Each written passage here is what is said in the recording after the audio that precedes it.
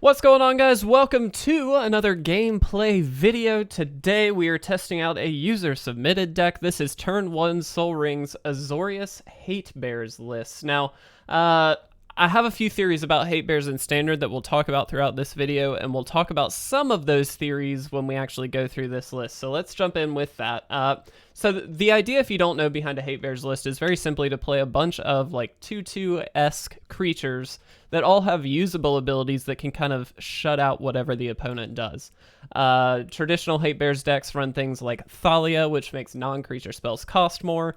It runs things that shut down Graveyard. It does a lot of stuff to just devalue whatever the opponent does, and then incrementally kind of swing in for life totals and then win that way. So, and this deck very much does that. Now, it is also really, really interesting, some of the, we'll say, non-bows in the deck like this. Now, to not point blame at turn 1 Sol Ring, because I don't think, I think there are a lot of situations with standard Hatebears that make it really, really difficult to build. And I think that this deck in particular just kind of tried to get everything together, and I think it worked, but it's definitely got a few things in it that are a little bit janky, so we'll talk about those. But as an example, Containment Priest here, a 2/2 for 2 perfect bear, has flash, and if a non-token creature would enter the battlefield and it was not cast, you exile it instead. So this does really, really well against a lot of the like cheaty decks. Anything that's like Genesis Ultimatuming,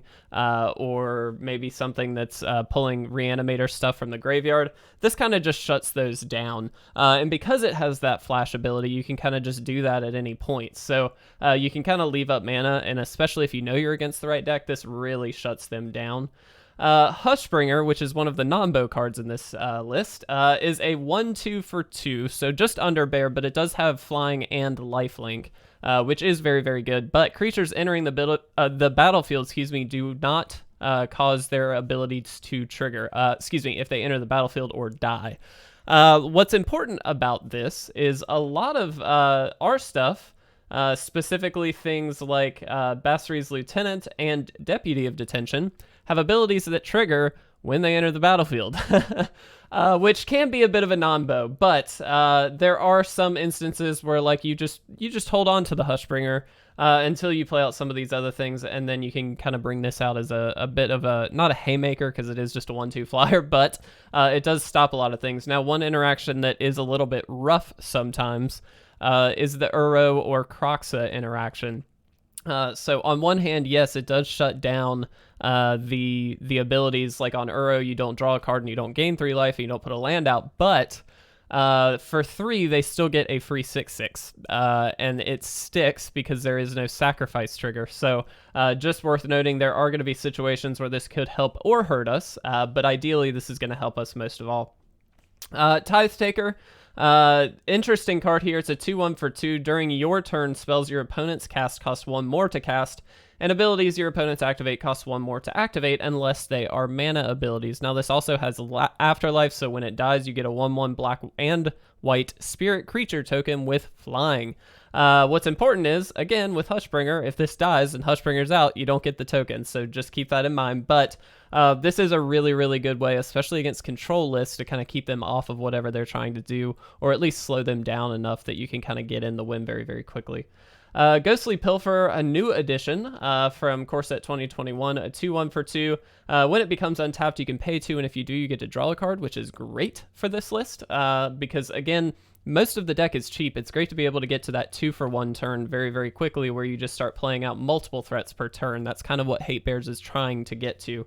Whenever you cast a spell from anywhere, whenever an opponent casts a spell from anywhere other than their hand, you also draw a card, and then you can discard a card to make this unblockable. So we do have a lot of 1/1 counters in this list, and what's great is to kind of stack them onto this and then discard some useless land or whatever late game when you've kind of played everything out, and then just get this in there for a lot of damage. We also run 4 Dovin's Veto, which is an uncounterable counterspell for non-creature spells. Very, very useful, I think, but again, a bit of a non-bow with Vryn Wingmare. Now, I will say, Dovin's Veto only costs 2. Generally, we're only getting to 3 and 4, so it's not that big of a deal to do this, but Vryn Wingmare, non-creature spells cost 1 more to cast. This is the Thalia effect of this deck. It does cost 1 more than OG Thalia, but it also has flying, which is pretty good. So this is a very good card. We only have it as 2 of, but we do have a lot of non-creature spells ourselves. We've got Basri Ket, Teferi, Unbreakable Formation, and Basri's Solidarity here. These 2 basically to throw counters on stuff and make them indestructible.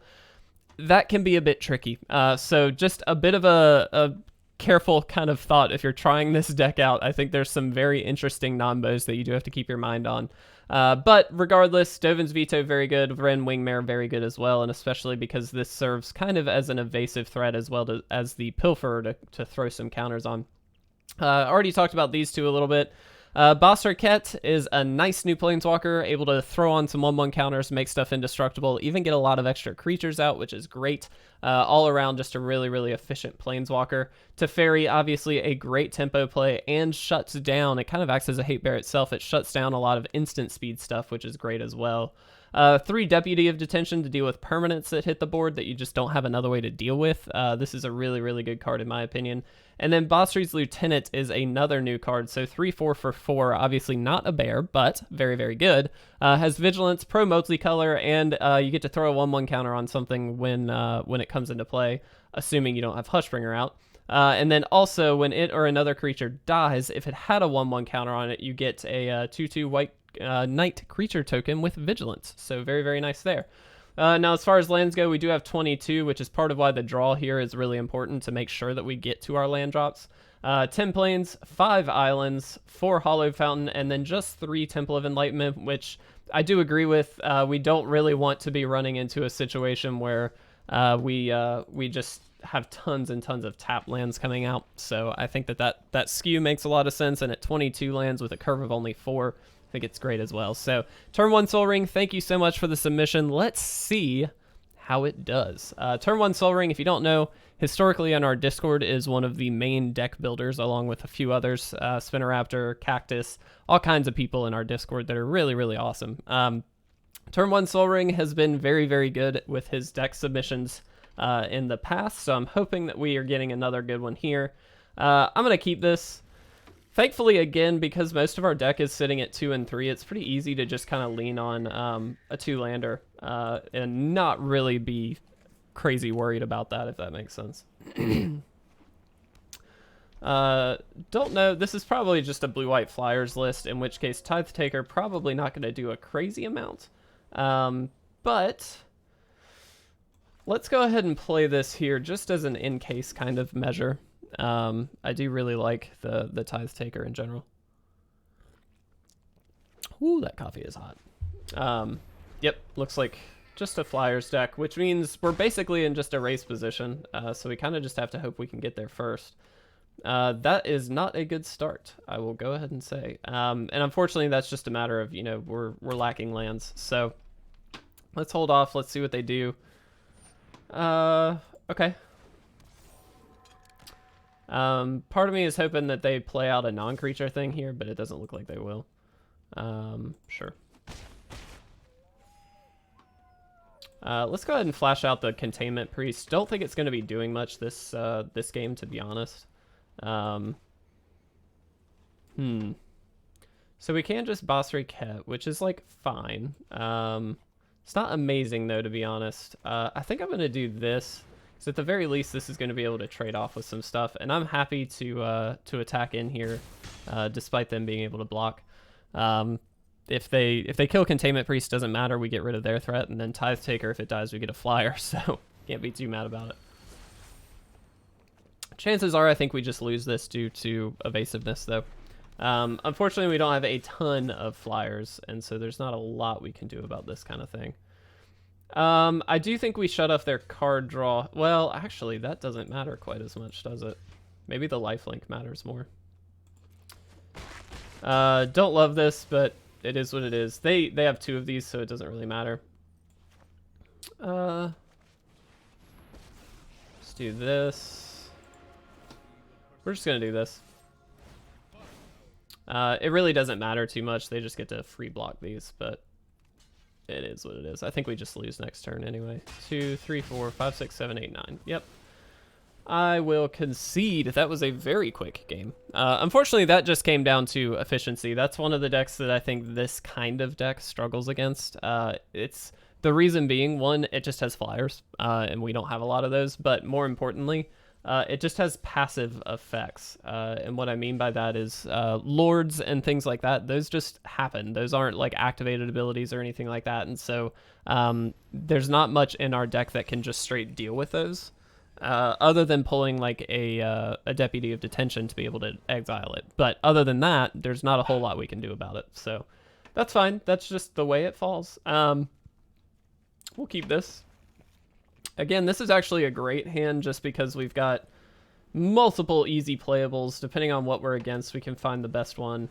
Looks like a mill, which means this Hushbringer probably going to be pretty important here. I think we may lean on that, actually, just to shut down a lot of what they could potentially do here. Whoops. Let's do that, and we'll just Hushbringer.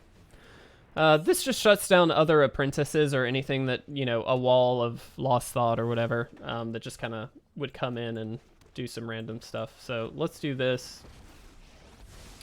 I'm actually going to just bounce this, and then we'll attack in here.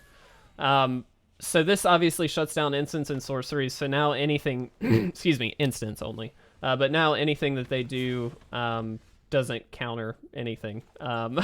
We've got the block for that, which is great. So that it is a creature, so we are going to play it out here. But worth noting that again, if this dies, we don't get the trigger, which does kind of suck, but it is what it is. We'll end the turn here. And this is a great situation of we get to make this unblockable. Wow, they just gave up. All right, I think Hushbringer plus Teferi was really the lock on that one. That was great. Very quick games, my goodness. So that you can see we get the option, and that's why I like this deck. Turn 1 Soul Ring.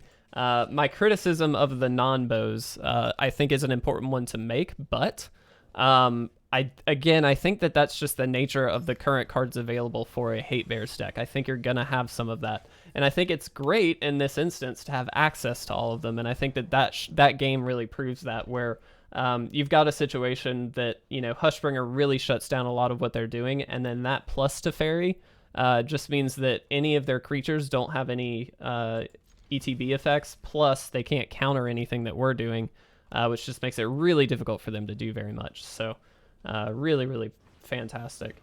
Hushbringer, again, probably going to be pretty useful here, especially if they've got like a Daxos. So we will probably lean on that once again. And then, of course, we do have a Deputy of Detention. Yep. Great. This just means that, like, if they play an Ajani Primate, for instance, it doesn't really matter. It's not good, but it also doesn't really matter in comparison, thanks to Hushbringer. Shuts that down. Hushbringer really is a powerful card. I mean, it's a really cool looking card too, but it's an interesting one for sure. And it certainly has its place. Sometimes it's a great sideboard tech is what I find. But obviously I generally don't play, you know, best of 3, so a little bit different there. Also, can I just mention how excited I am, because the last episode of this season of the JDC is coming out. Yeah, that's fine. Is coming out tomorrow. We should be recording that this evening. I am very excited to be recording that because I think it's going to be awesome. And I'm just so stoked. I love the JDC. I think it's such a fun little idea. And it's just going to be a good time. We're just going to have a fun time together. See, this is a situation where that kind of falls short, unfortunately, but it does give us a blocker. And then next turn, of course, we can drop the Lieutenant if we'd like, which I think is going to be good. We could also, just to be safe, we could also play like Tithe Taker into Dovin's Veto as a way to counter an Ajani, because that is definitely a possibility. I mean, just block. That was kind of useless. Let's do this. There is a world, so we're not going to get the counter off of this, which is important. So let's do this. Let's bounce that, making it very inefficient on their mana, and then we just kind of hold back, I think. This isn't a great position to be in, but it's what we got, so we're going to do it. They can actually kill Teferi here if they want. Sure. Importantly, though, they can't activate this, which is important. Importantly, which is important. That's good. That's good phrasing. I phrase good. No, I don't. Yeah, they can very easily kill Teferi here, which I'm kind of okay with. It's not... I mean, it helps, but it's not, like, amazing for us. We'd have to lose the Hushbringer, most likely. Unless they attacked with everything, in which case we have the chance to kill the Alciad. Here, they're kind of risking... They're risking us just, like, blocking something, but I think we'll just let it happen. Don't love it, but I think we'll let it happen. All right, so... Land. We'll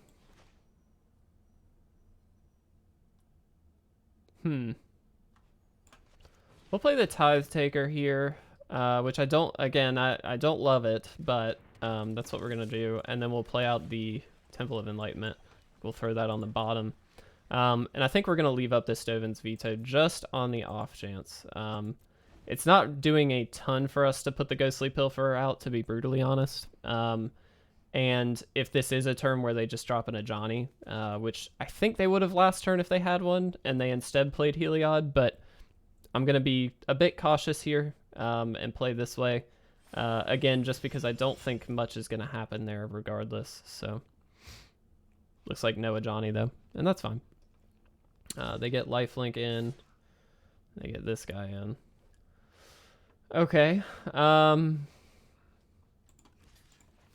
When we block there, they still gain there too. And they could, I guess, potentially have a follow-up play, but it doesn't look like they do. Yep. And this is, eventually they do just kind of outvalue us, I think. And at some point we do have to question, is Hushbringer worth keeping? Because there is a world where it's not, for sure. But it is nice to keep the life gain at bay at the very least. Okay, let's do that.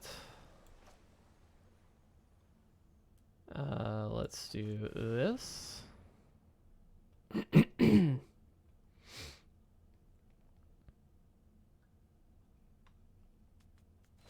Okay.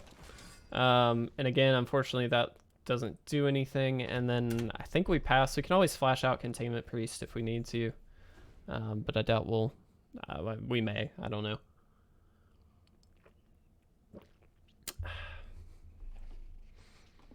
This is a very interesting position. I think chances are we just lose here, but worth fighting it out just for the sake of science. Also want to mention, along the lines of the JDC stuff, we did order some stickers for the JDC, which I'm really excited about. So they should be on their way towards the end of the month, which means we will have some of those available up in our store on our website at resolvesmtg.com. So if you are interested in picking any of those up, of course we'd love for you to. Feel free, and hopefully... Do we just kill Hushbringer at this point? Well, if we're going to, what we need to be doing is this. Yeah, let's get rid of Hushbringer, I think, here. Again, don't love that, but it is what it is.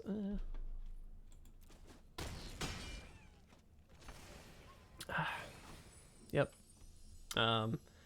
Now, this is going to start getting counters, but I think either way, we're not in a great position, and it dying means that we can at least get some creatures out of this as well.